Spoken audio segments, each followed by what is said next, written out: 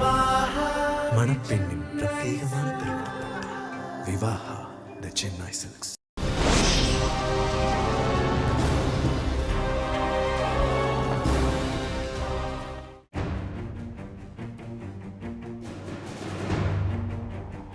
முழு உலகமே அச்சத்துடனும் பதைப்பதைப்புடனும் எதிர்பார்த்து கொண்டிருந்த அந்த அழிவு தற்காலிகமாக நிறுத்தப்பட்டிருக்கின்றது அல்லது பிற்போடப்பட்டிருக்கின்றது. ஈரானின் ஒட்டுமொத்த நாகரிகத்தையே, அதாவது ஈரானின் சிவிலைசேஷனையே அழிப்பதற்காக ட்ரம்ப் விடுத்திருந்த காலக்கெடு முடிவடைவதற்கு சரியாக 1.5 மணி நேரத்திற்கு முன்னர் யுத்த நிறுத்த அறிவிப்பை அமெரிக்காவும் ஈரானும் வெளியிட்டிருந்தன. அடுத்த 2 மணி நேரங்களில் என்னவென்னவெல்லாம் நடக்கப் போகின்றதோ என்று மனிதகுலம் அச்சத்தின் உச்சத்திற்கு சென்றிருந்த நிலையில் ஆறுதல் தருகின்ற ஒரு செய்தி வெளிவந்திருக்கின்றது. ஈரானினால் கடந்த சில வாரங்களாக மூடப்பட்டிருந்த ஹோர்முஸ் நீரிணையை திறந்து விடுவதாக ஈரானும் அறிவித்திருக்கின்றது. ஆக உலகை உலுக்கிக் கொண்டிருந்த ஒரு உச்சப்பதற்றம் தற்காலிகமாக ஒரு தனிவு நிலைக்கு வந்திருக்கின்றது. ஆனால் இது எத்தனை காலத்திற்கு என்பதுதான் பலரது மனங்களிலும் உள்ள மற்றொரு கேள்வி. இந்த யுத்த நிறுத்தம் அறிவிக்கப்பட்ட 2 வாரத்தை கடந்து நீடிக்குமா? அமெரிக்கா ஏற்கனவே யுத்த நிறுத்தத்திற்கான 15 நிபந்தனைகளை விதித்திருந்ததே, அதற்கு என்ன நடக்கப் போகின்றது?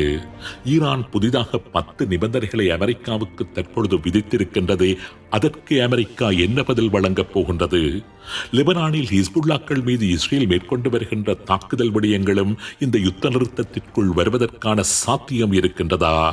இப்படியான விடை தெரியாத பல கேள்விகள் இருந்தாலும் யுத்தம் நின்றிருக்கின்றது, மனித அழிவுகள் தடுக்கப்பட்டிருக்கின்றன என்கின்றதான ஆறுதல்கள்தான் அநேகமான மனித மனங்களில் இன்றைய பொழுது புரியோடி போயிருக்கின்றது.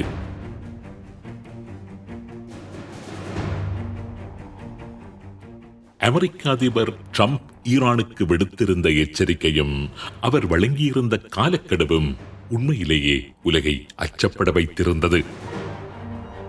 நேற்றைய தினம் அமெரிக்க நேரம் காலை 8:06 ட்ரம்ப் விடுத்திருந்த அந்த எச்சரிக்கை இதுவரை எந்த அமெரிக்க தலைவருமே யாருக்குமே விடுத்திராத ஒரு எச்சரிக்கை.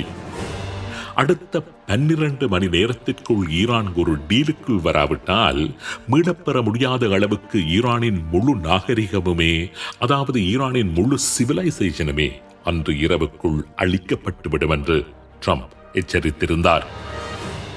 அந்த அறிவிப்பு வெளியான கனப்பொழுது முதல் முழு உலகுமே ஈரான் மீது அமெரிக்கா நிகழ்த்தப் போகின்றதான அந்த அழிவு எப்படி இருக்கப் போகின்றது என்று அச்சத்துடன் பேச ஆரம்பித்திருந்தன. ட்ரம்பின் எச்சரிக்கை வெளியாகி 30 நிமிடங்களில் அமெரிக்காவின் மிரட்டலுக்கு ஈரான் அடிப்பணிய மாட்டாது என்றும், அமெரிக்காவுடன் எந்தவித பேச்சுவார்த்தைக்கும் ஈரான் தயாரில்லை என்றும் எகிப்தின் ஊடாக ஈரான் அறிவித்திருந்தது.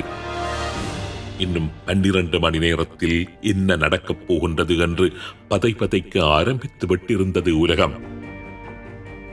அடுத்து வந்த மணித்துளிகள் உலகம் இதுவரை பார்த்திராத தாக்குதல்களை அமெரிக்கா ஈரான் மீது நிகழ்த்தப் போவதாக அமெரிக்க அதிகாரிகள் மாறி மாறி தெரிவித்துக் கொண்டிருந்தார்கள்.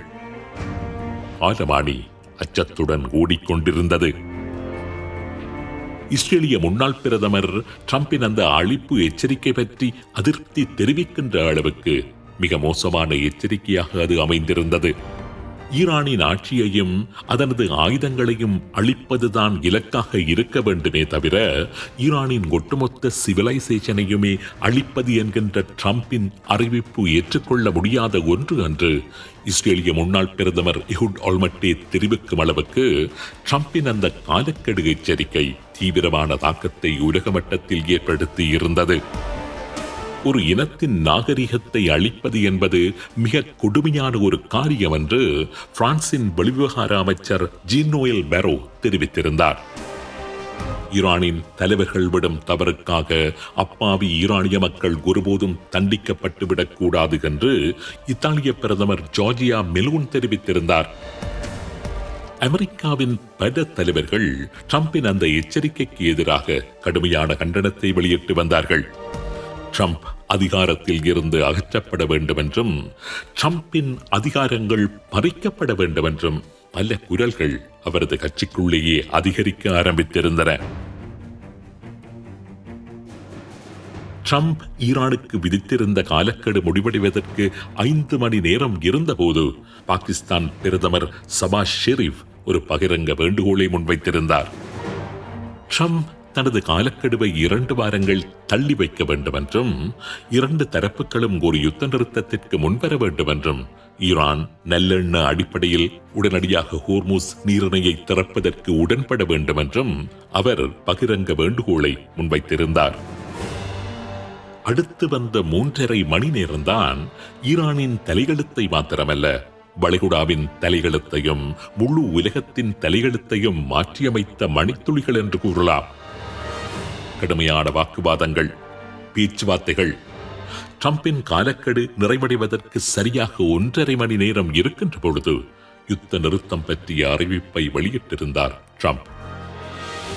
2 வார காலத்திற்கென்று அறிவிக்கப்பட்ட யுத்த நிறுத்தம் தொடர்ந்து நீடிப்பதற்கான சமிக்ஞையையும் ட்ரம்ப் வெளியிட்டிருந்தார். ஈரான் முன்வைத்திருந்த 10 அம்ச கோரிக்கையை அமெரிக்கா பரிசீலிக்க இருப்பதையும் அவர் கோடிட்டு காண்பித்திருந்தார். ஈரான் முன்வைத்துள்ள 10 அம்ச கோரிக்கையின் அடிப்படையில் வருகின்ற வெள்ளிக்கிழமை பாகிஸ்தானில் பேச்சுவார்த்தைகள் நடைபெற இருப்பதாக ஈரான் அறிவித்திருக்கின்றது. ஈரான் முன்வைத்துள்ள அந்த 10 அம்ச கோரிக்கையை அல்லது நிபந்தனையை பார்க்கின்ற போது ட்ரம்பின் மிரட்டலுக்கு ஈரான் அடிப்பணியவில்லை. மாறாக ஈரானிடம்தான் அமெரிக்கா அடிப்பணிந்ததான ஒரு தோற்றப்பாடு தெரிகின்றது.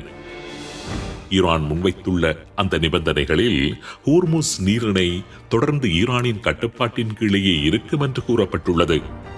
அது அந்த நீரிணை வழியாக பயணம் செய்கின்ற கப்பல்களுக்கு வரி அறவீடு செய்கின்ற உரிமத்தை ஈரானுக்கு வழங்கும்படியாகவும் இருக்கின்றது. அதேபோன்று யுரேனியத்தை செறிவூட்டுவதற்கான ஈரானின் உரிமையை அமெரிக்கா ஏற்றுக்கொள்ள வேண்டும் என்றும் அந்த 10 நிபந்தனைகளில் கோரப்பட்டுள்ளது. ஈரானுக்கு எதிராக அமெரிக்காவாகட்டும் ஐநாவாகட்டும் அவைகள் விதித்துள்ள அனைத்து தடைகளும் நீக்கப்பட வேண்டும் என்றும் ஈரான் நிபந்தனை விதித்துள்ளது. ஈரான் மீது திணிக்கப்பட்ட யுத்தத்தினால் ஏற்பட்டுள்ள சேதங்களுக்காக நஷ்ட ஈடு வழங்கப்பட வேண்டும் என்றும் மத்திய கிழக்கில் இருந்து அமெரிக்க படைகள் முழுவதுமாக வெளியேற வேண்டும் என்றும் லெபனான் உட்பட ஈரானின் ப்ராக்சிக்கள் மீதான தாக்குதல்கள் நிறுத்தப்பட வேண்டும் என்றும் பல நிபந்தனைகள் ஈரானினால் முன்வைக்கப்பட்டிருக்கின்றன. இந்த கோரிக்கைகள் நிபந்தனைகள் முழுவதுமாக அமெரிக்காவினால் ஏற்றுக்கொள்ளப்பட்டு விட்டனவா என்று தெரியவில்லை. ஆனால் ஒரு பேச்சுவார்த்தைக்கான அடித்தளமாக ஈரானின் இந்த 10 அம்ச கோரிக்கைகள் பார்க்கப்படும் என்று அமெரிக்க தரப்பால் கூறப்படுகின்றது. இந்த நிகழ்ச்சி தயாரிக்கப்படுகின்ற நேரம் வரை இஸ்ரேல் லெபனானில் ஹிஸ்புல்லாக்கள் மீது மேற்கொண்டு வருகின்ற தாக்குதல்களை நிறுத்தப் போவதாக இதுவரை அறிவிக்கவில்லை. அமெரிக்கா அறிவித்துள்ள யுத்த நிறுத்தத்திற்கு இஸ்ரேல் உடன்படுவதாக தெரிவித்துள்ள இஸ்ரேலிய பிரதமர் பெஞ்சமின் நெதன்யாகு அந்த யுத்த நிறுத்தம் லெபனானில் இஸ்ரேல் மேற்கொண்டு வருகின்ற ஹிஸ்புல்லாக்களுக்கு எதிரான படை நடவடிக்கைகளை கட்டுப்படுத்த மாட்டாது என்றும் தெரிவித்திருந்தார். அதேவேளை ஈரானின் 10 அம்ச கோரிக்கைகளில் அல்லது நிபந்தனைகளில் 10வது நிபந்தனை என்பது ஹிஸ்புல்லாக்களுக்கு எதிரான தாக்குதல்களும் நிறுத்தப்பட வேண்டும் என்றிருப்பதும் குறிப்பிடத்தக்கது.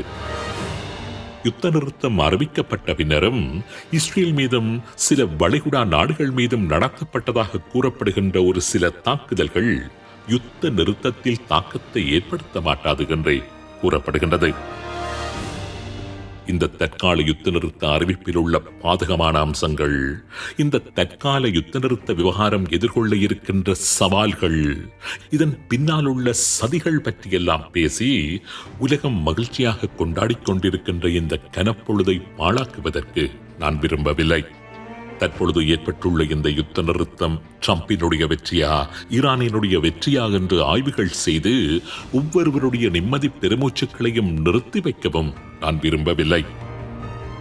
இந்த அசுவாச கனப்பொழுது இந்த தரப்பினுடைய வெற்றியா அல்லது அந்த தரப்பினுடைய வெற்றியா என்பதற்கு அப்பால் இதனை மானிடத்தினுடைய வெற்றி என்றுதான் கூற வேண்டியிருக்கின்றது. இந்த பூமி பந்து பல வருடங்கள் பின்னோக்கி செல்வதில் இருந்து மயிரிழையில் காப்பாற்றப்பட்டிருக்கின்றது. மனிதம் மரணிப்பதில் இருந்து மீட்கப்பட்டிருக்கின்றது. இந்த மீட்பு தற்காலிகமானதா அல்லது நிரந்தரமானதா என்பதற்கு காலம்தான் பதில் கூற வேண்டும்.